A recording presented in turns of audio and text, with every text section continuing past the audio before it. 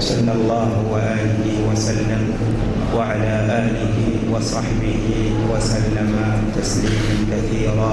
أما بعد، sifa zote kamilifu ni zake Allah subhanahu wa ta'ala, Mwenyezi Mungu ambaye ni mmoja na kila kitu katika ulimwengu huu kinautangaza uwezo wake na ufalme wake juu ya viumbe vyake.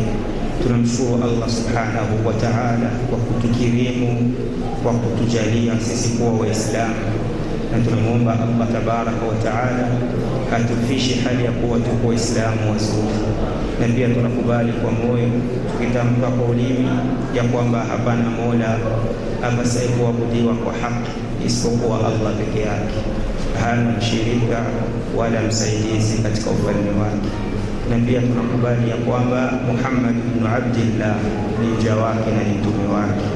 Tunaziomba sala na salamu na kheri na baraka zizagae maeneo matukufu, maeneo ambayo amelazwa kipenzi chetu, mwalimu wetu, mtume wetu Muhammad, pamoja na watu wa nyumbani kwake na maswahaba zake, Waislamu watakaoshikamana na mwenendo wake kwa wema hadi siku ya malipo. Tunamwomba Allah subhanahu wa ta'ala kwa ukarimu wake na kwa huruma wake nasi atuweke miongoni mwa hao. Tunaendelea darasa letu, tuko tunazungumzia mabomu ambayo mashia wanakwenda wanapandikiza kwa watu virus. Mshia anakuonesha kama maswahaba wote waliokuwa viongozi baada ya mtume wote ni madhalimu wa dhulumati. Kimtaja Abubakar anamlaani, anamwambia huyo ni mzulumati, alimdhulumu vifaa vimanini urisi wake. Ndio tutakuja kuzungumzia darasa letu la leo. Lakini ukisema Umar anakwambia ni mdhulumati, ukisema Uthman anakwambia ni mdhulumati, lakini ukifika kwa Ali anakwambia huyo sio nini, sio mdhulumati. Mnagawa aje enyi mashia? Mnahukumu watu vipi? Malakum kaifa tahkumun, vipi mnavyohukumu nyinyi? Mnapendelea. Ukifika kwa Uthman anasema ni mdhulumati, akiwa Uthman ni mdhulumati na vile vile Ali atakuwa amempana mdhulumati na yeye atakuwa pia mdhulumati. Ndio tunakuja kusimulia kisa kizito tujue usahihi wa hii virus ambao mashia wanakwenda wanatapakazi, wanaonyesha kama maswahaba wa mtume ni madhulumati, wamedhulumu kabisa. Mtume sallallahu alayhi wasallam alikuwa na maisha ya duni sana, mpaka anasimulia bibi Aisha palikuwa panapita siku 2 siku 3 mbamula haiwaki kwa maisha waliokuwa nayo. Manake hakuna kabisa chochote nyumbani, manake nyumba mula haiwaki. Hii hali ilikuwa inafika zama za mtume sallallahu alayhi wasallam. Na kuna wakati mtume alikuwa anapata mgeni anakosa cha kumkirimu, anamtembeza kwa maswahaba, bana atamkirimu fulani. Hii ni hali ya maisha aliyokuwa nayo nani? Mtume. Ilikuwa ni hali ya duni kabisa. Mtume sallallahu alayhi wasallam akiwa katika ugonjwa wake wa mwisho, akiwa na homa kali sana, akawa mtume anapoteza fahamu. Kisha anapozindukana anamwambia bibi Aisha zile dinari 7 zilizokuwa zimebakia zitoe sadaka, zitoe sadaka. Bibi Aisha akawa anajishughulisha na mambo mengine. Mtume akizindukana anamwambia ulishazitoa sadaka? Akhsha an amuta wa indi 7 dananir, naogopa nisije nikafa hali ya kuwa niko na dirham ngapi? 7. Nikaja kuulizwa na Allah tabaraka wa taala. Kwa hiyo aliamrisha ile akiba yake aliyokuwa nayo ifanye nini? Itolewe sadaqa. Bibi Aisha radhiallahu anha alipoona msukumo hakuweza kumpa urisi Bi Fatima, na ndio ilikuwa sheria hiyo ya kutomrisi mtume, rehma na amani za Allah zimuendee. Tunataka tuzungumzie sasa, kama mitume hawarisiwi pesa, je, wanarisiwa nini? Hebu tutazame na tuangaze ndani ya Qur'ani tukufu, Allah anazungumzia jambo hilo kivipi. Na hilo ni nukta yetu ya kwanza. Tumeona wanaostahili kumrisi mtume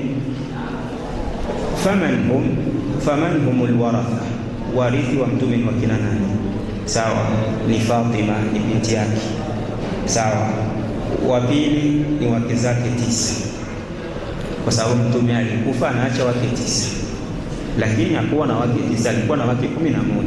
Alifisha 2 akawazika. Ama yeye alipofishwa wake zake 9 ndo walikaa eda baada yake, na yake alikufa anaacha wake 9. Watatu ni nani? Watatu ni ami yake Al-Abbas.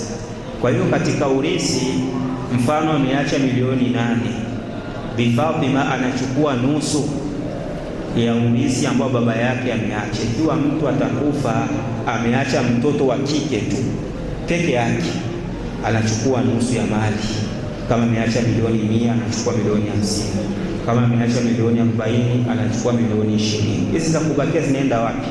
Tunasikia kama hayuko peke yake, manake kuna mama zake ambao mtume, mama zake wadogo waliokuwa wanaishi na mtume na mtume aliwaacha. Hao wote ni warisi. Sawa, na hao wanawake vipi katika fungu la mirathi? Wanapewa thumuni. Manake ikiwa ni milioni 8 katika mifano tunatoa, tunasema mfano tunakadiria mtume ameacha milioni 8, tosha na Bi Fatima anachukua ngapi? Anachukua milioni 4. Hizi milioni 4 zinabaki, wake zake wanachukua milioni 1, zinakuwa milioni ngapi? 5. Panabakia milioni 3. Hizi milioni 3 ndio anapewa sasa baba yake na mtume ambaye ni Abbas, ndio anapewa ile fungu kama vile mzazi.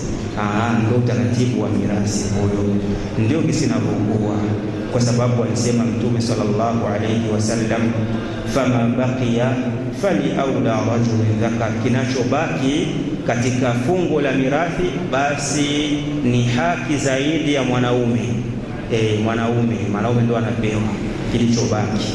Kwa hiyo tushaona kama Fatima anatakiwa kuchukua milioni 4, wake zake walitakiwa kuchukua thumuni mtm ya mali. Kadhalika Al-Abbas yeye anafika anachukua milioni 3, ndio yenye kubakia.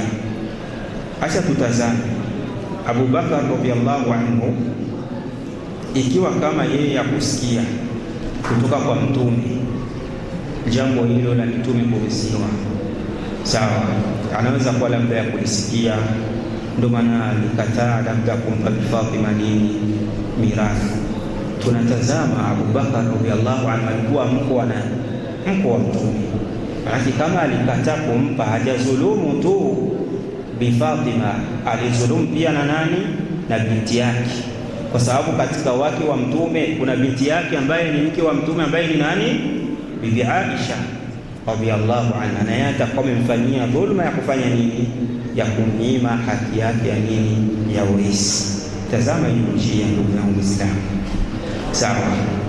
Kwa hiyo wal Abbas, alafu Bibi Aisha haikupokelewa hata mara moja. Akaenda kwa baba yake kumwambia, baba, mtume ndo amekufa, sisi wake zake vipi? Hatuna fungo katika fungu la urithi. Haikutokea hata mara moja. Wala baba yake na mtume Abbas akwenda kwa Abubakar kufanya nini?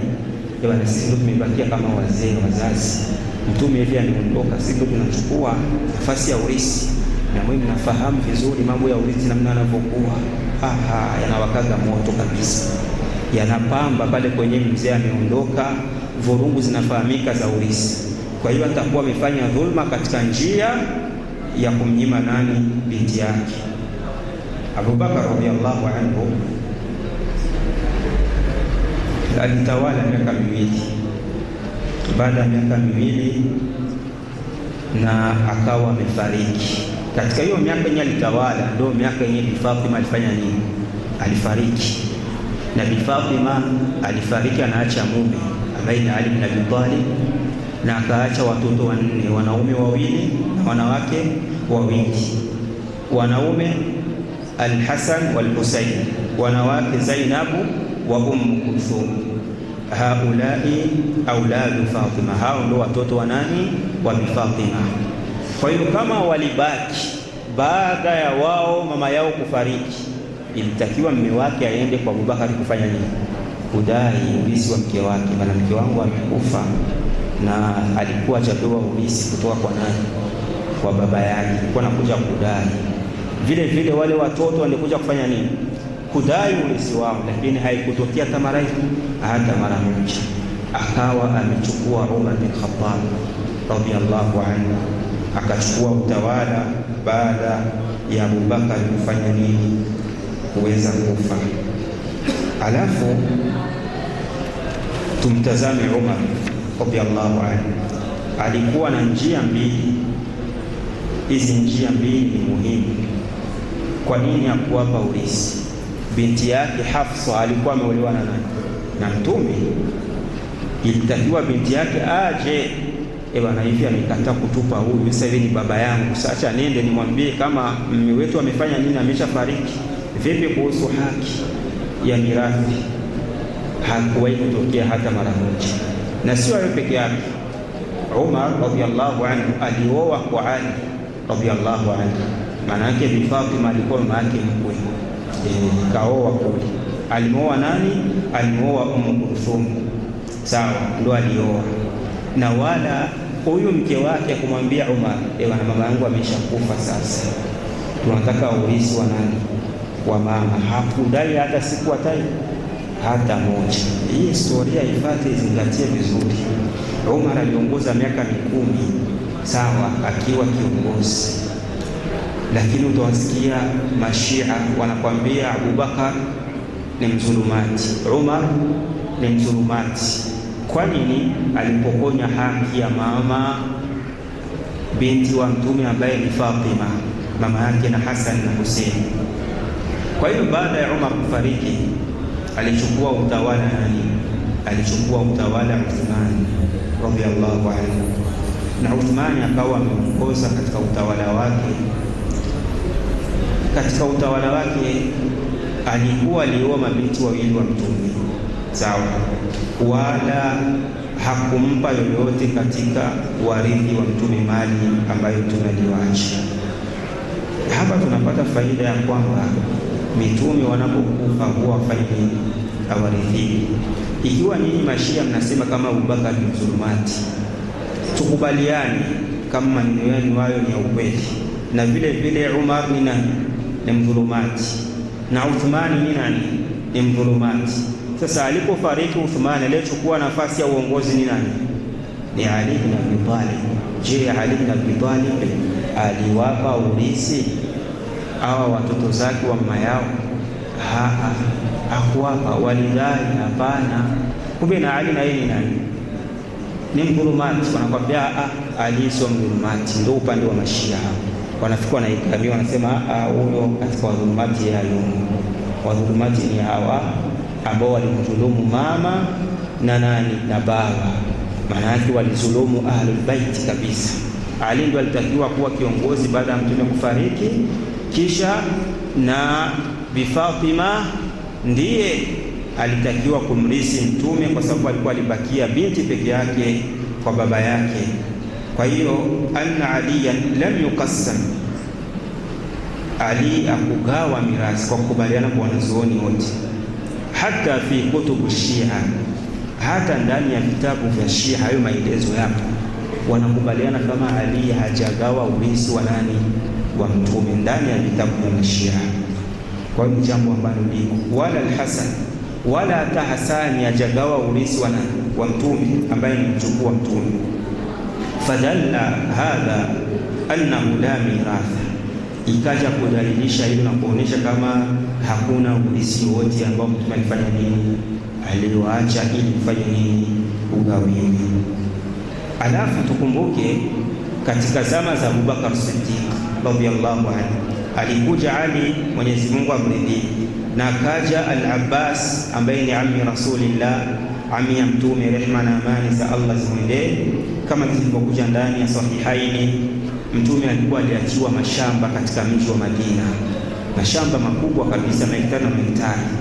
Alikuwa Mtume, rehma na amani, katika maisha yake hilo shamba alikuwa analetewa faida.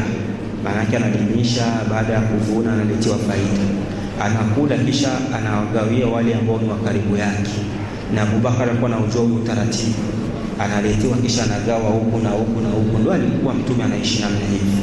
Na baada ya kufariki walikuja hawa wawili kwa Abubakar, Ali pamoja na nani?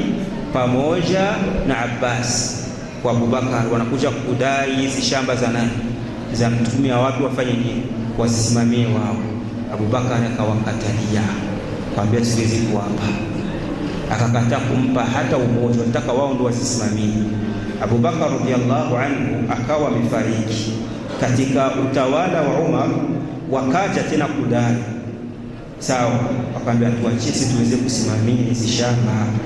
Umar bin Khattab radhiallahu anhu akawakubalia, akamwambia hakuna tatizo, hilo tunakusimamia shamba, simamieni. Lakini aliwapo hayo majukumu ya kusimamia, wakawa wamegombana wao kwa wao, nani atakuwa wajuu kuliko mwingine. Wakaleta mashtaka tena kwa nani? Kwa Umar. Baada wao kugombana na kuvutana, kila mmoja anataka awe msimamizi, awe kiongozi kuliko mwingine. Akasema nimeanza haya, basi na wanyang'anya, hakuna kiongozi tena baina yenu. Kwa hiyo itakuwa inamilikiwa, ili shamba itakuwa chini ya nini, ya utawala wao.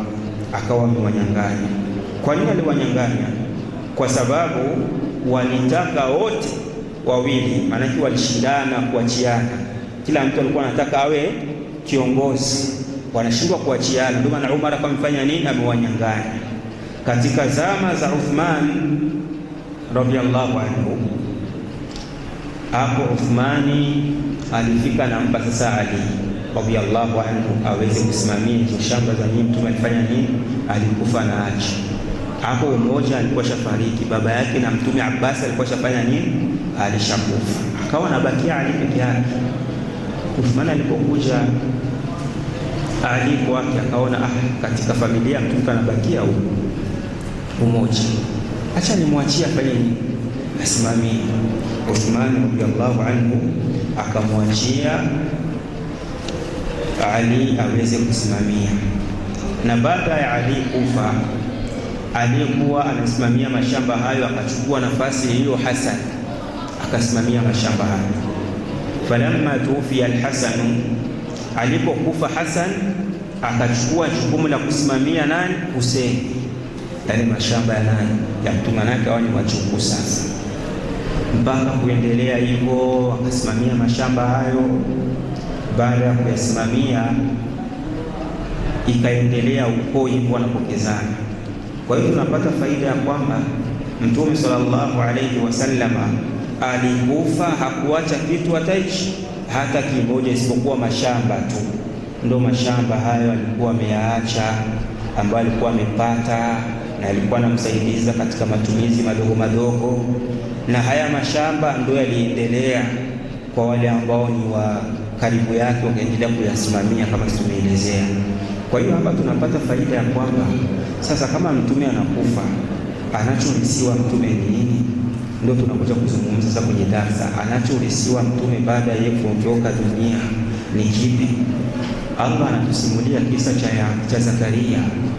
Zakaria tayari ashakuwa na miaka 80 na hajapata mtoto.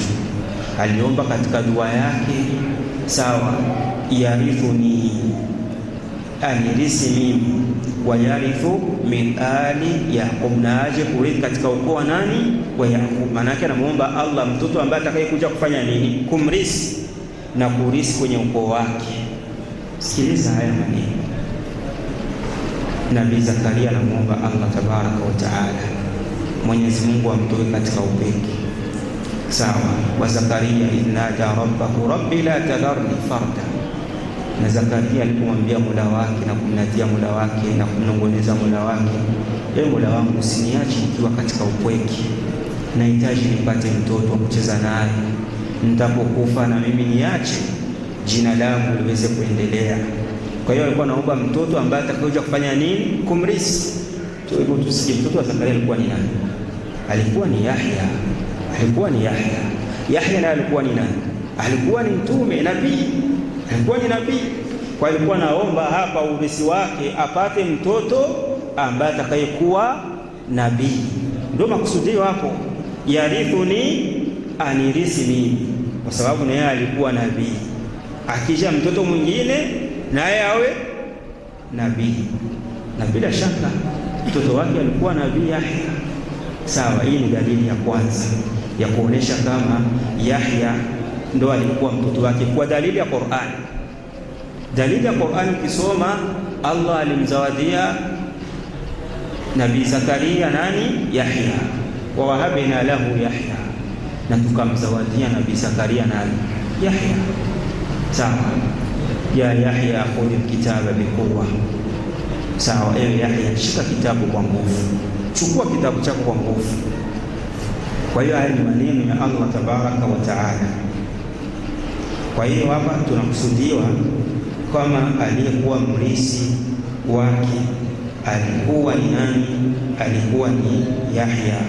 Wala hajasema Mola wangu, naomba unipe mtoto ambaye atakaye kuja kulisi mali zangu, kwa sababu yeye alikuwa fundi mranda mbao, ndio ilikuwa kazi yake.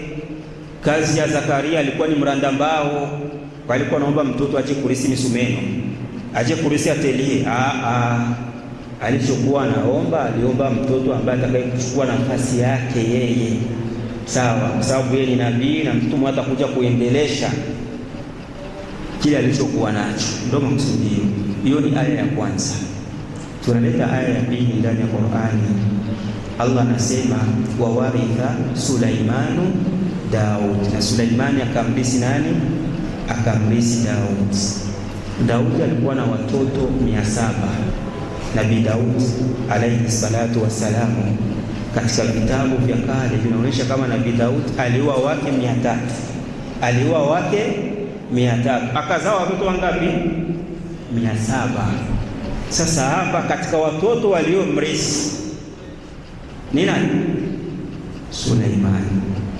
Katika watoto 700 Allah akatoa umoja ambaye ni nani? Suleimani. Na ndio maana baada babake kufariki, aliyechukua nafasi ya baba ni nani? Suleimani. Ndio anaendelesha kazi ya baba aliyokuwa nayo. Sawa, na ndio maana Allah akasema wa waritha Sulaimanu Daud, na akamrisi Suleimani nani? Daud. Na ndio maana Allah akasema wala qad ataina Dauda wa Sulaimana ilma, na kwa hakika tulimpa Daud na Sulaimani elimu. Walikuwa na elimu. Sawa, na waliomba dua yao nzuri. Waqala alhamdulillahi alladhi faddalana ala kathirin min ibadihi almu'minin, na tunamshukuru Mwenyezi Mungu ambaye aliyetufadhilisha na kutufanya kuwa bora na kuteua katika walimwengu akatutukuza. Kwa hiyo Nabii Suleiman Allah aliinua daraja yake baada baba yake kuondoka, alichukua nafasi ya nini? Ya uskari. Kwa hiyo hapa alichomrisi baba yake nini? Alirisi mtume, ndio alichorisi. Akurisi nini? Sasampa, akurisi mali kama kisi wanaposema vijana, akurisi. Na ndio maana tukaona kama kazi sawa aliyokuwa nayo Nabii Zakaria ilikuwa ni kazi gani? Mranda mbao ndio ilikuwa kazi yake. Sawa, hapa alipoomba yarifu ni aje kunilisi mimi. Arisi ni mamisumeno. Arisi yale manani yanayopatikana katika kazi ambazo si mnafahamu. Kwa hiyo alikuwa naomba apate mrisi ambaye atakayekuja kuendeleza kazi yake aliyokuwa nayo.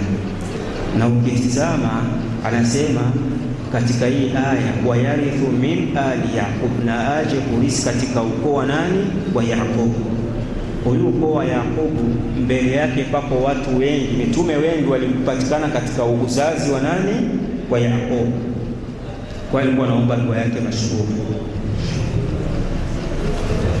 Palipatikana mitume wengi sana, mpaka ikacha kwenye hadithi ya kwamba mitume ni 124,024. Ndio idadi ya manabii. Akthar min bani Israili, na wengi wao walikuwa katika ukoo wa bani Israili. Fakaifa li Zakaria yakulu baada mauti Yaquba. Sawa, na vipi Nabii Zakaria atasema baada ya kifo cha Yaqub? Basha pita mamitume na mamitume. Sawa, yarithu ni alirisi mimi, wa yarithu min ali Yaqub, na arisi katika ukoo wa nani? Wa Yaqub. Man alladhi yamlik, madha alladhi yamlik, anamiliki nini? Kwanza tushaona kama alikuwa ni fundi mbao, ameacha nini? kila mtu anafahamu kazi ya fundi mbao. Wameacha labda vitanda, manini, vitu wameacha vitu vidogo vidogo vya kawaida. Atarisi kitu gani? Katika huyo ukoo tushaona kama katika ukoo wa baba yake pana manabii wengi sana, na kuna miaka mingi iliyopita hapa katikati. Hakuna chochote atachorisi isipokuwa ni nini? Atachorisi hapa ni mtume. Alichokuwa nakusudia hapa Nabii Zakaria, urisi wa mwanaye uweze kuwa nini? Utume. Sawa, kwa sababu kinachoshirikiana yeye na ukoo wa Yakob ni utume. Wala kusema Mwenyezi Mungu, naomba mtoto wangu aweze kuwa tajiri. Hapana, bali ameomba katika dua yake, waj'alni radhiya, na umjalie awe mwenye kuridhiwa. Ai nabii salih, aweze kuwa nabii mwema. Maana yake katika faida tunapata, wako manabii wawili hawakujaliwa kuoa, hawakujaliwa kuoa, na wako wanabii ambao walizaa wanaume na wanawake, na wako manabii ambao walizaa wanaume tu, na wako manabii walizaa wanawake tu. Tunaanza mifano. Sawa, Nabii Ibrahim alizaa wanaume tu. Yakob alizaa wanaume tu, vidume tu. Hao walizaa vidume, hawakuzaa wanaume, na ndio mitume. Kwa hiyo kuna mtu wewe na kila siku analetea wanawake, sio yeye ndio anakuletea. Allah ndio anakuzawadia. Nataka yeye tu ukibeba mimba uniletee, mwenda chukua jina langu. Acha lawama za namna hiyo. Kwa hiyo Nabii Yakob alizaa wanaume tu, Nabii Ibrahim alizaa wanaume tu, Nabii Lut alizaa wanawake tu, Nabii Lut alizaa wanawake. Nabii Muhammad alizaa watoto mchanganyiko, wanawake na wanaume. Alafu Nabii Isa hakuoa wala hakuzaa. Kwa hiyo Nabii Isa na Yahya hawa wawili wakufanya nini? Hakuoa wala wakuzaa.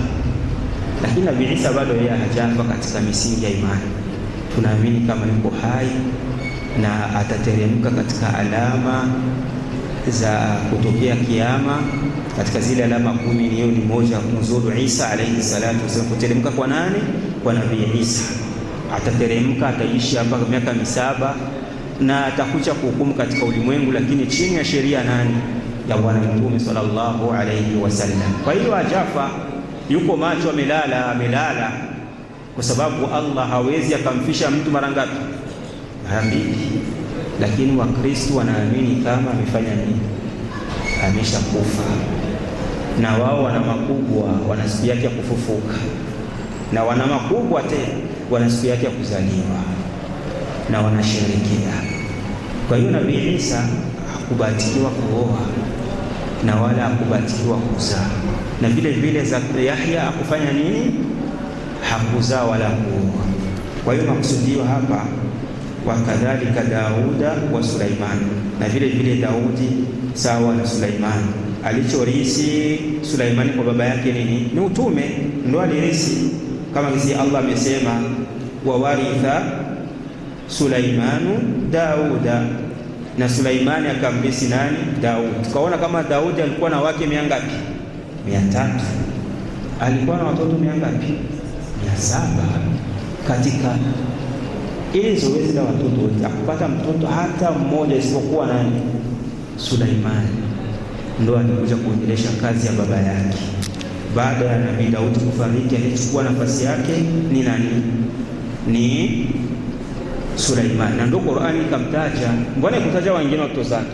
Kwa sababu hao watoto ni watoto tu. Mtu anazaga watoto, kuna wengine wanakuwa homeboy, wengine wanakuwa wasanii, wengine wanakuwa maajabu, lakini kuna mtoto mmoja anasema hata nikifa leo kesho, huyu mtoto wangu unashuka hapa, nimeacha kifaa, nimeacha athari nzuri. Si watoto wote utawaacha watakuwa vizuri. Anaweza kuwa binti yako akawa tofauti na wengine, mwenyewe ukasema fulani inshallah katika wanangu. Ndio hayo mambo ya Allah. Tazama Nabii Daudi alikuwa na watoto ngapi? 700. Nafikiri watoto wadogo, lakini kwa wake wangapi? 300. walikuwa naruhusiwa kuoa. Hata katika vitabu vya kale mtu alikuwa na wake 1700 yako. Sio Uislamu ndio umekuja kuyaanzisha mambo ya wake wengi.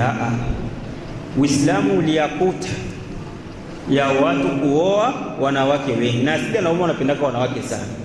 Hata wafalme, tena mfalme yuko na wake 20, kila kitembea akiona tu kitu kikali sema chini cha kwangu hichi. Huyu mimi namtaka huyu atakuwa katika wake zangu. Kama ni mikoa 10 na ngapi, anakuwa kila mkoa iko na mke. Sasa unaona huyu mfalme anakuwa ni hatari. Ndio maana Qur'an kaja kuweka utaratibu. Utaratibu gani ambao Qur'an imeweka? Kuoa mpaka wangapi? 4. Ndio Allah akaweka huyo utaratibu, kwa sababu aliona kama akiachia huyo mlango wazi, watu watafika hata kwenye 50, 15.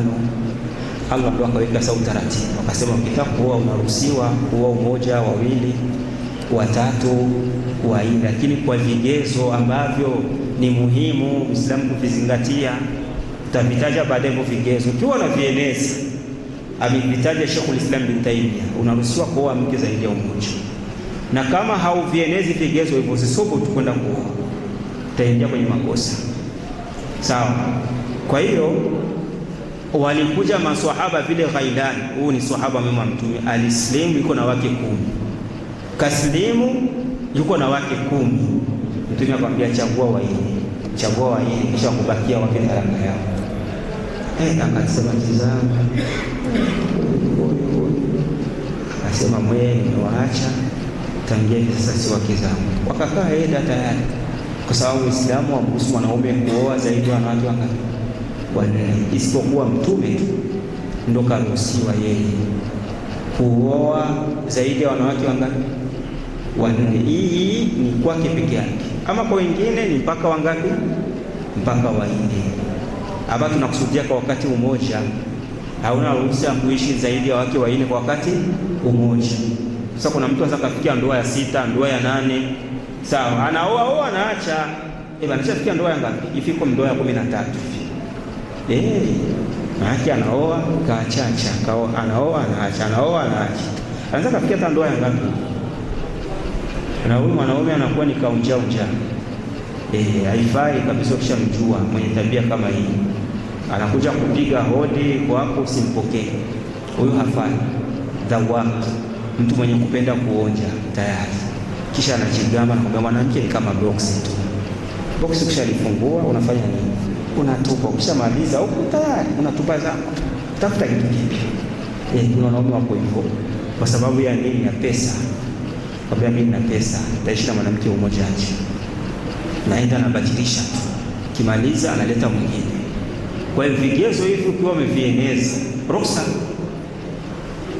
Sawa. Kigezo cha kwanza alizungumza Sheikhul Islam akasema uwe na nguvu, afya yako iwe salama. Sababu kuwa na mke zaidi ya 1 takiwa mwili uwe strong bwana. Kuna mtu ni balaa bovu la mtu, mke mmoja tu angalikia na mtu wa jasho. Mambo sio mazuri huko ndani. Mke analalamika, kisha anataka kwenda kujiongezea uzito juu ya uzito. Afya iwe vizuri. Hiyo ni namba 1. Afya kwanza. Na wewe na nguvu, alhamdulillah. Akimpa huyu alhamdulillah, akimpa huyu safi kabisa. Ndio inatakiwa namba 1 hiyo. Namba 2, awe na uwezo wa kuwamiliki, awe na uwezo wa kuwahudumia. Maana yake awe na nini? Awe na pesa. Awe na pesa, sio mpaka ati ana manyumba. Anaweza kuwa hata anapanga, lakini ana pesa zake. Huyu anamweka, anamkodea nyumba, na huyu anamkodeshea nyumba, inakubalika. Lakini awe na pesa kulipa nyumba, sio nafika mwisho wa mwezi wanadai. Awe na ule uwezo wa kuwahudumia. Mwanamke mmoja aliniambia kama anakuwa iko na pesa zake, hata 3 ataoa. Lakini kama anataka kuoa na hana pesa, waambiwa wasifanye nini? Wasiowi, kwa sababu hawiwezi. Awe ni majukumu yanaomba nini? Yanaomba uwezo. Kwa jambo la pili, kigezo cha pili nini? Uwezo. Kigezo cha tatu, ndugu yangu, uadilifu uadilifu. Na uadilifu umegawanyika aina mbili katika kuwagawia zamu, kuwagawie sawasawa. Kama huu ni siku mbili na usiku mbili, hakunaga zamu za mchana. Haya ni mambo ambayo yamezuka tu miaka ya nyuma. Enzi hizo hayakuwaga, na maswahaba wengi walikuwa na mke zaidi ya umoja, Kwa hiyo hakuna ubaya mtu kuoa mke zaidi ya umoja. Kama uwezo huko wa kuwahudumia, alhamdulillah, unaoa umoja, wawili, ruksa. Sawa, kwani sunna ni hiyo tu ya kuoa? Hakuna sunna zingine? Mbona mwambie sunna zingine za kupunguza suruali? Mbona mwambie sunna zingine za kufuga ndefu? Na kama mwambie tu sunna tu ni kufanya nini? Ni kuoa tu, ni kuoa. Wanawake kumbuseni hivyo, msika kufuru. Kuoa ni sheria ya Allah na ni ruhusa ya mwanaume. Allah kamwekea mwanaume wote mwenye anataka kuoa afanye nini? Aoe. Kama halina mruhusu kuoa, aoe. Hakuna kizuizi baina yake. Akiweza wawili, watatu, mpaka wane, lakini awe muadilifu. Uadilifu tumeona namba moja, kuwagawia nini? Zamu. Hakunaga zamu za mchana, zamu usiku. Lakini kama yeye ataridhia zamu zake kuzimpa mke mwenzake, au akaridhia zamu yake ya usiku ya mchana, ameridhia. Lakini haitahesabiwa kama zamu ya mchana ni zamu inahesabiwaga usiku. Sawa, lakini hapo atakuwa ameridhia, amejinyima haki yake. Na ndio maana wakasema siku itafikia mke akadai haki yake ya zamu, lazima mwanaume afanye nini? Ampe zamu yake. Anaweza kuwa amekubali mwanzo, umemlaghai, baada ya miezi 6 anabadilika, bwana, sitaki mimi ya kuwa unalalala tu hapa mchana, nataka na mimi zamu, nipe zamu kama kawaida. Sawa. Kwa hiyo inakuwa hali kama hii. Na mtu akiwa na wake wawili sasa, umoja na uwezo mkubwa, mwingine hana uwezo. Kuna wanaume wa Mario, huyu uadilifu hata uwezo, kwa sababu huyu mwanamke anamzidi kipato, na yeye ndio yuko na nguvu, na mali yote ambayo anayoisimamia ni nani? Ya mke wake. Sawa, labda gari anayotembelea ni ya mke, nyumba anayoishi ni ya mke, kisha kaenda kuwa mke mwingine. Hapa itakuwa mtihani kwake. Huyu mkubwa akisema bwana, usitaki kumpe zamu au mpe tu siku moja, lazima yule jamaa atafanya nini? Atafanya sana kutaka. Ama ikiwaga zamu yangu mimi, mwanaume shakapanga zamu, ikiwa zamu ya bindogo, wanawake wote wako sawa sawa. Hapa mnaitaga mke mkubwa, mke mdogo, lakini kwenye haki wote wako sawa sawa. Kuna cha mke mdogo, kuna cha mke mkubwa, wote wako sawa sawa, wote ni wake sawa kwenye sheria ya Uislamu.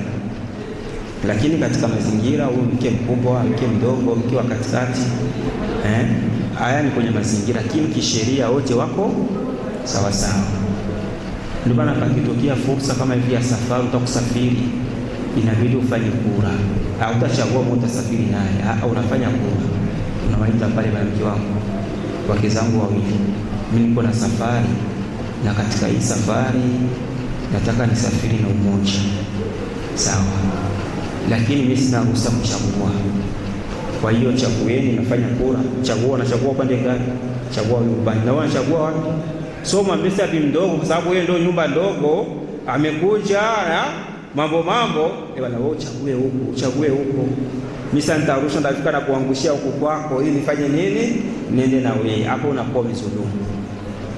Sawa. Hata mtu mwingine bwana, kwa atakufanya hapa kura, inshallah mkono ambao usimamie kura, kwa sababu ikionekana mimi ndio naifanyisha, itaonekana mimi nimependelea. Ikiangukia kwa mke wowote, wewe una lawama. Sawa, na una ruhusa kuchagua wakati gani ile safari ambayo una uhakika kama utarejea tena. Unaweza kuchukua huyu mke kaenda naye, sasa utarudi unachukua mke mwingine. Hii inaruhusiwa. Lakini kama ni ile safari ya una uhakika, sasa ndio umetoka huko, nimetoka safari, nianzie kwa nani? Anzia kwenye unataka, kwa sababu sasa umekuwa safari, hakuna lazamu. Bwana, nilikuwa nimeenda na mke mdogo kule, ndio umeenda naye. Ukiwa kule hakuna lazamu. Zamu ni pale unapokuwa uko sehemu ambayo wake zako wanafanya nini? Wanaishi, ndio zamu. Hapo unaanza kugawa. Kwa hiyo utafikia kwenye unataka. Kama utataka kufikia kwa bi mkubwa au bi mdogo, ni wewe ruhusa yako. Haya ni mambo ambayo wanaume wanatakiwa kuyaelewa na kuyazingatia, kwa sababu wanaume wengi wanawachanganya. Alafu nukta ya pili katika uadilifu, na ndio namaliza darasa ili mtoe fursa ya maswali. Nukta ya pili katika uadilifu ni kujitahidi kuishi nao wote kwa wema. Yale ambayo unayofanya kwa bi mkubwa na yafanye kwa bi mdogo. Si sababu ya kuoa ndio sababu sasa ya kumtupilia mke wako, kutomjali mke wako, unahamisha moja kwa moja. Mapenzi hauwezi kuwapenda sawa sawa, lakini usiegamii upande umoja. Kuna mwanaume ikifikia zamu ya bi mdogo, akimaliza Isha ndio shawai moja kwa moja, anapitiwa mikate, anapitiwa mazawadi, anapeleka kule. Ikiwa zamu ya bi mkubwa, anakaa Mligala mpaka saa 5 za usiku, anarudia nyumbani tu ashafanya nini, wameshalala, anarudia. Mwisho anakuwa mtihani. Na wanaume wajitahidi kuwa wema, kwa sababu kiishi nao wote wema. Kama unaingia kwa kuna mchekea na bizi na kule, sawa, unaingia unacheka, unaingia kwa kunaleta mazawadi na kule ukifika unaleta mazawadi, sawa. Na aliyekuwa na watoto hautampa matumizi sawa sawa na mwenyewe ana watoto, aliko sawa hivyo. Kwa kila mtu nampa kadiri. Uadilifu ni kila mtu kumpa sawa na kile yake, ndio maana uadilifu. Ndio huyu hapa anatakiwa kula kilo 2 za mchele kwa sababu ana familia, na huyu hapa ana familia, huyu ni nusu, au nusu ya mchele inatosha. Nusu inatosha, alhamdulillah. Mimi na yeye nusu inatosha. Huyu kilo 2, huyu nusu. Ndio uadilifu. Huyu anali nyama, huyu anakula samaki. Uadilifu ni kumpa huyu wa samaki na huyu wa nyama. Ndio uadilifu. Sawa, ndio uadilifu. Sio unaenda kununua sema kilo 2 za nyama, kila mmoja kilo. Huyu ana watoto, ana familia, utampa sawa sawa aje na huyu ana familia. Uadilifu ni kila mtu nampa sawa na kile yake. Kama kisa unavyo watoto, kuna mtoto wako mkubwa ukiweka pale bule za ugali anakula 3, mwingine anakula bule 2, mwingine anakula bule 1. Kila mtoto unampa kadiri ya nini, ya kile yake. Ndio uadilifu. Hata kwenye masomo ni hivyo hivyo. Uenda mwenyeko maternelle na mwenyeko primaire awalingani matumizi. Hata kwenye watoto ni hivyo hivyo. Kwa hiyo inabidi kila mtu kumpa kadiri ya nini, ya haja yake. Ndio maana ya uadilifu. Kwa hiyo uadilifu ni mambo mawili. Jambo la kwanza ni kuwagawia zamu, na jambo la pili ni kujitahidi uinje wa wake zako wote uweze kuwa mzuri na muonekano wako uwe vizuri. Kama kisi unapoingia kwa bi mkubwa na kwa bi mdogo, jitahidi vile. Changamkia, unamletea mazawadi, unaingia kama mapema vile vile, unampigia masimu hivyo hivyo. Hiyo inaeleweka. Lakini unaruhusa, kama unatumikia mjini na mke wako mdogo yuko mjini, unaruhusa kwenda kula kwake. Sio mpaka ruhusa kuombe mke wako ruhusa, bwana mimi nataka niombe ruhusa kuja kula huko. Ruhusa ni usiku tu, lakini mchana ni kwako, muda wote kitakuingia unaingia, kitaka kula unakula, ni wewe tu, maamuzi yako. Kwa hiyo tunaacha nafasi ya maswali kama takwepo inshallah. Na nitakiru ila al-asila. Naona kuna watu walioshabadilisha. Tuanze na wa kwanza hapo, kisha twende wa pili. Salamu.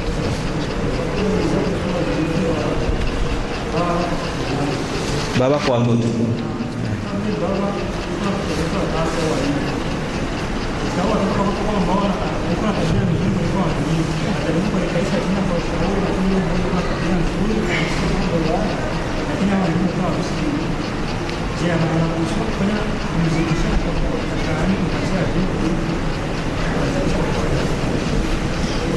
Ikiwa baba na watoto na watoto wakawa tofauti, kuna wale ambao wanamsikiliza, wanamheshimu, na kuna wengine sasa kabisa wanampigisha makelele, mtihani. Baba anaruhusiwa kuwapa watoto hawa zawadi tofauti? Hairuhusiwi. Lazima uwape wote zawadi sawa sawa. Kama wewe utampa parsela, umpe parsela na yule na yule na yule. Ndio hivyo uadilifu. Ukimpa zawadi ya gari na yule nampa gari. Ndio uadilifu. labda iwe sababu ama iwe zawadi ya sababu. Ikiwa ni zawadi ya sababu, uliwaambia bana, mwatatoka wa kwanza inshallah tampa zawadi. So unasikia kwa sababu hii zawadi ya sababu inakubalika, haina shida wala haingii katika kudhulumu katika haki za watoto. Bali ukitaka kupendelea na kuigamia, una watoto, una parsela 3, kuna watoto 3, kisha unawagawia hizi parsela, zinasijiana thamani, haziko sehemu moja, kisha unataka kupendelea. Hapa haiwezekani, hauna ruhusa kufanya hivyo, kwa sababu thamani hizi parsela ziko tofauti. Na wewe ukitaka kugawa, tunasema i'dilu baina auladikum, fanyeni uadilifu baina watoto zenu, fanyeni uadilifu. Unataka kesho ukiondoka usiachi picha mbaya ndani ya familia, mpaka watoto wanakuwa naona kama baba anapendeleaga fulani. Tukitaka kitu inabidi tumtume fulani, kwa sababu ndio kipenzi cha nani? Cha baba. Ndio kipenzi cha nani? Cha mama. Washaviona, akicha kuomba uzu na mfukuza, akiguswa yule siro inakuwa juju. Wanaviona watoto. Hapa umeshaleta uhasama baina ya watoto, maana kesho unaondoka, vurugu zinakuwa nyingi ndani ya nyumba. Alisababisha hayo ni nani? Huyo mzazi alipandikiza chuki baina ya watoto. Wewe tu baba ndio kutakuonesha, inakuwa chuki baina yao. Kumbe ni mzazi. Jinsi unavyompokeaga fulani kwa mayambii, unamwambia maneno mazuri, vile vile watoto zako wengine wape mayambii, waambie maneno mazuri. Bwana, mtoto waje anakisogeza kwa wazazi, hawage na mapenzi, lakini huyu mtoto wangu mashallah, nikitaka kwenda msikitini anaambia papa ni ngoje twende, lakini huyu mwingine wapi kabisa, msogeze na yeye. Njitahidi kadiri ya uwezo, unampaka huyu maneno mazuri na ule mpe maneno mazuri, sababu uko mzazi. Mzazi anatakiwa awe kati kwa kati, sawa? Huyu akikosea anatandikwa, lakini huyu akikosea kwa sababu ni kipenzi chako, hauruhusi, unakuwa mpole. Hapa umekwenda kinyume ndugu yangu, hapa umeenda kinyume. Kwa hiyo mzazi anaruhusiwa kuwapa watoto zake zawadi. Ikiwa ni zawadi zina sababu, anatakiwa kuwapa sawa sawa watoto zake. Ama ikiwa ni zawadi za sababu, hapa hakuna shida, sawa? Utampa bwana, inshallah so ukimaliza masomo zawadi yako itakuwa ni simu. So ukimaliza university zawadi yako itakuwa ni hivi na hivi. Hii inakubalika kwa sababu ni zawadi za sababu. Ama ikiwa ni zawadi yenyewe haina sababu, hiyo haikubaliki, haikubaliki. Kwa maana ukienda pale umenunua mapipi, na vitu kusema mapipi ya watoto wote, vitumbua ya watoto wote, mikate hivyo hivyo.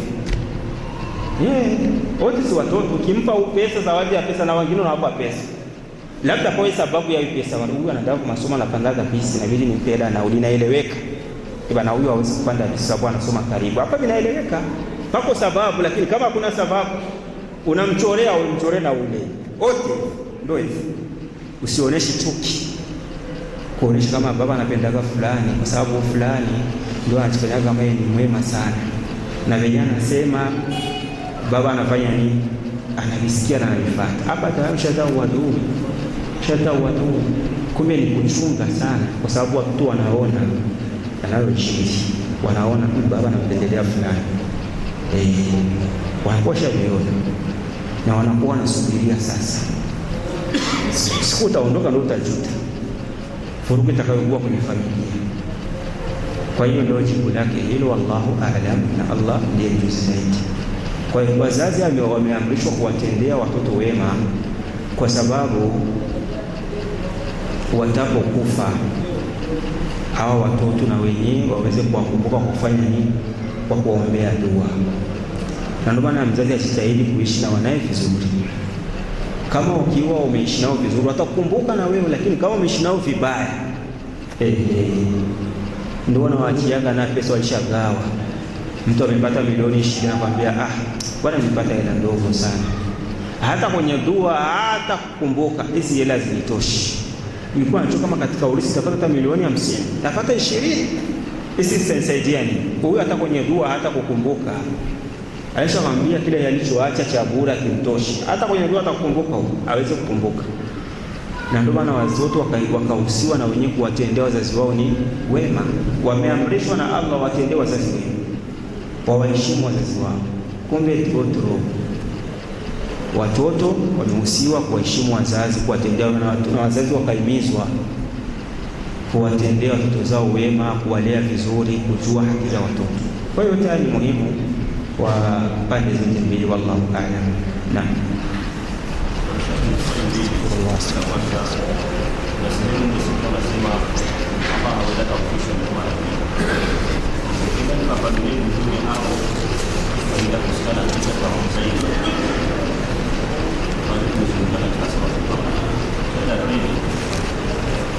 Uzairi na Luqman walikuwa ni manabii au walikuwa ni waja wema kama kawaida? Walikuwa ni waja wema, hawakuwa manabii. Waja wema. Uzairi alikuwa ni mja mwema na Luqman alikuwa ni mja wema, hawamo katika listi ya manabii. Alikuwa anatukuzwa sana Uzairi upande wa Mayahudi, walikuwa wanaona kama ni ibnullah, mtoto wa Mwenyezi Mungu. Sawa, na Wakristo walikuwa wanasema kama Isa ni mtoto wa nani? Wa Mungu. Allah ameeleza, waqalat al-yahudu Uzairu ibnullah waqalat an-nasara al-masihu ibnullah. Allah ameeleza yote hayo ndani ya Qur'an, lakini wote walikuwa wanakosea katika misingi yao ya imani. Kwa hiyo Uzairi yeye hakuwa nabii, alikuwa rajulun salih, alikuwa mtu mwema. Na vile vile Luqman al-Hakim alikuwa rajulun salihun wa lam yakun nabiyyan, alikuwa ni mtu mwema wala hakuwa nabii, lakini alikuwa mzee mwenye hikma na busara, mpaka Allah akateremsha sura nzima akaita suratu Luqman. Na heshima ya wazee, sababu ni mzee ambaye alikuwa mzee mwenye kiigio, mzee mwenye athari nzuri. Sawa, na Allah akazungumza habari zake ndani ya Qur'an, na hii sura itasomwa hadi kusimama kwa nini? Kwa kiyama. Ama tuliposema kuwa Nabii Isa alayhi salatu wassalam yeye hajafa bali yuko hai, na tukaonyesha kama Allah hawezi kumfisha mtu mara ngapi? Mara pili. Mtu akishakufa anarudiaga? Harudiagi moja kwa moja. Na ndio maana Nabii Isa tunaamini sisi kwa dalili zilizokuwa wazi kama hajafa, yuko hai, yuko katika mbingu ya pili, na Qur'ani inatuashiria na sunna sahihi kuwa atateremka na ataishi tena duniani. Sawa, na tukaonesha kuwa kifo kimegawanyika aina mbili, kuna kifo kikubwa na kifo kidogo. Kifo kidogo ndio kila siku mtu akilala anakufa, kila ukilala unakufa, kila ukilala unakufa. Sawa, hichi ni kifo kidogo. Maanake kifo kidogo ni usingizi, kwa sababu mtu anakufa gani? Sasa kufa na sinzia. Na vile vile mtu akilala anakuwa amekufa kifo kidogo, kisha anaamka asubuhi. Na Allah amethibitisha hayo akasema, huwa alladhi yatawaffakum bil-layl, Mwenyezi Mungu anakufusheni usiku. Sawa, maana yake anakufusheni katika usingizi, unalala unakuwa kama aliyekufa. Hii ni dalili ya kuonesha, sababu kuna watu wanaamini kama Nabii Isa ameshafanya nini? Ameshakufa. Na sio Wakristo tu, wako na Waislamu wanaamini hivyo. Katika aya sura Al-Imran Allah aliposema katika kile kisa cha Nabii Isa, inni mutawaffika wa rafi'uka ilayya, katika hii aya alieleza al-Imam Tabari, akaonesha hapa maana ya kifo sio maana ya asilia.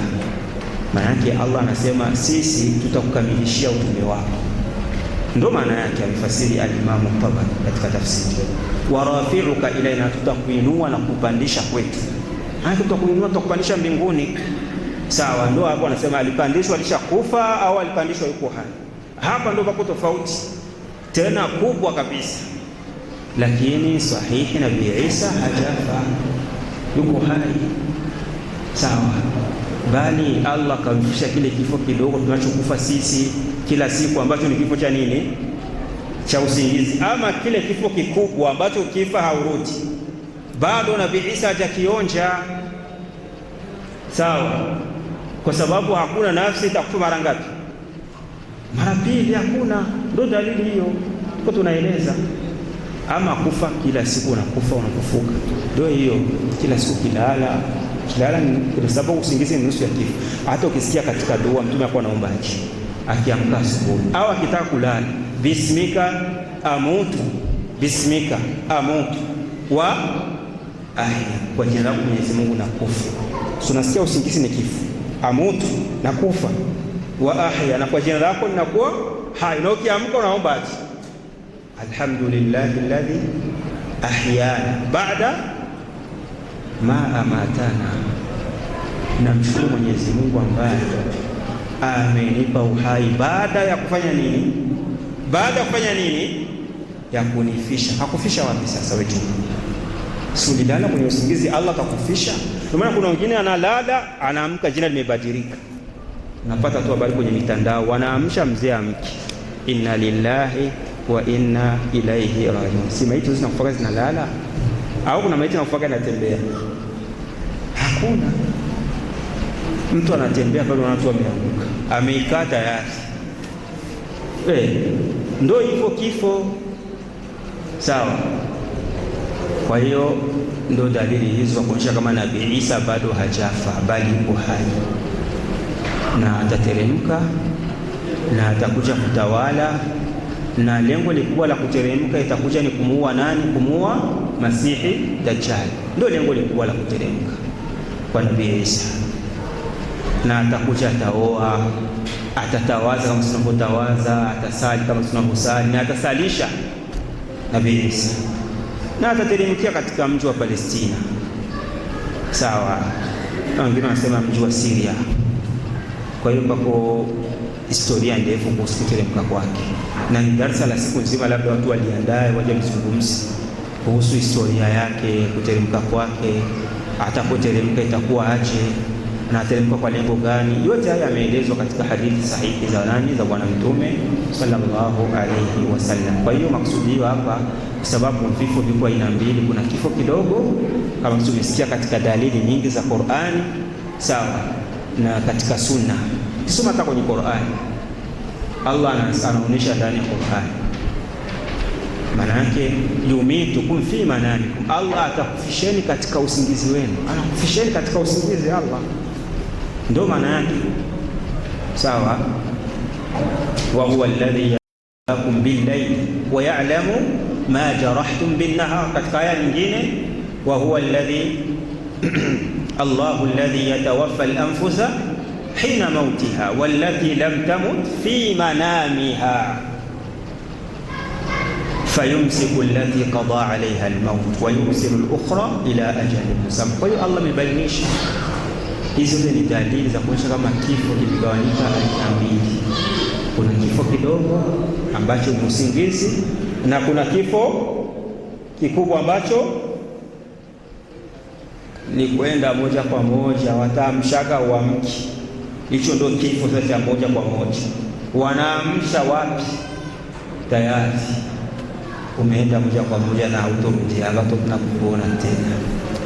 Wallahu a'lam. Naam. Abdallah, sijasikia swali. Abdallah na Abdullah ni kitu kimoja, ni kitu kimoja. Ukisema Abdallah na Abdullah ni kitu hichi kimoja. Huyo Abdallah ndo Abdullah, na huyo Abdullah ndo nani? Ndo Abdallah. Unamaanisha babake na Mtume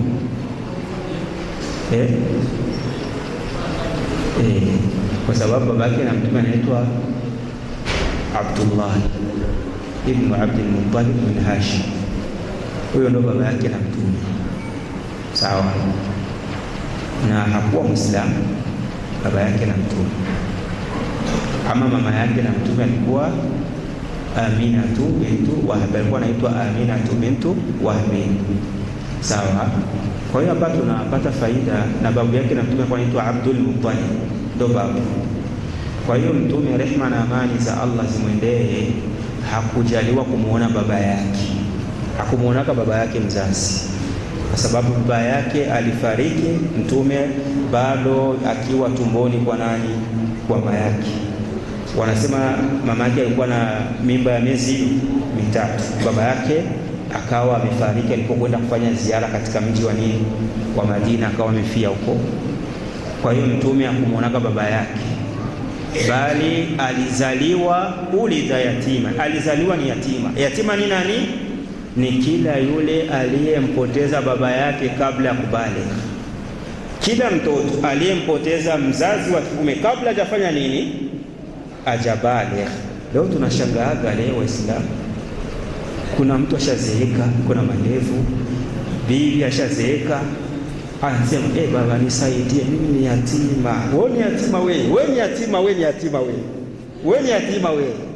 Baba, mimi ndio nimebakia yatima kweli? Wewe ni yatima wewe. Yatima unajua ni nani? Ni yule ambaye kampoteza nani? Baba kabla hajafanya nini? Hajabale, ndio yatima. Akisha bale sio yatima. Ukisha bale hauko yatima. Nisaidie baba, mimi kama ni yatima, sina baba, sina mama. Yake mtu anazeeka bado akingaliki tu, huyo yatima huyo. Nakwambia ni hatari kabisa. Tu tunakaa kwenye mafunzo haya, ni mambo ambayo amezagaa. Kwa nini? Kwa sababu baba si anamhangaikia mtoto, anayekuwa anamhudumia mtoto hata kabla hajazaliwa. Aliyemhudumia huyu ambaye aliyezaa huyu mtoto ni nani? Baba. Anahudumia mimba, hela yote ya kupeleka kwa mganga, kumnunulia mtoto manguo, yaani yote iko gharama ya nani? Ya baba. Maana baba anachukua uzito mkubwa. Maana mama akifa, huyu mtoto hawezi kuitwa yatima. Sawa? Paka baba afanye nini? Afishwe. Na ikaja katika hadithi kuonesha kuwa mtu akishabale sio tena ni yatima. La yutma baada ihtilami, nasema mtu hakuna uyatima baada ya mtu kubale. Ukishabale hauko yatima tena. Ama katika minyama, ile mnyama uweze kuwa yatima ni ule mnyama ambao ulipoteza mama. Kiwa katika minyama, na tunafahamu mashallah, kwa sababu mama ndio anapambanaga na ndio anapambana. Wewe tazama hata katika mbuzi, una bebero pale.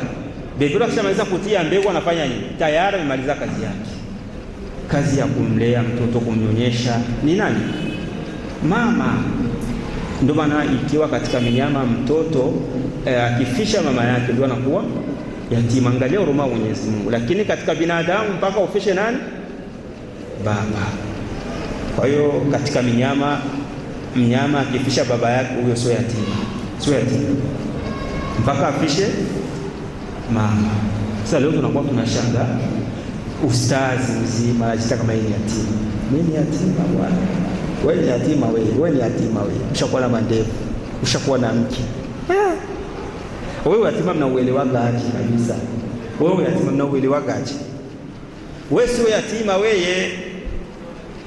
Yatima ni ule ambaye wazazi wake wamefariki bado hajabali, ndio yatima.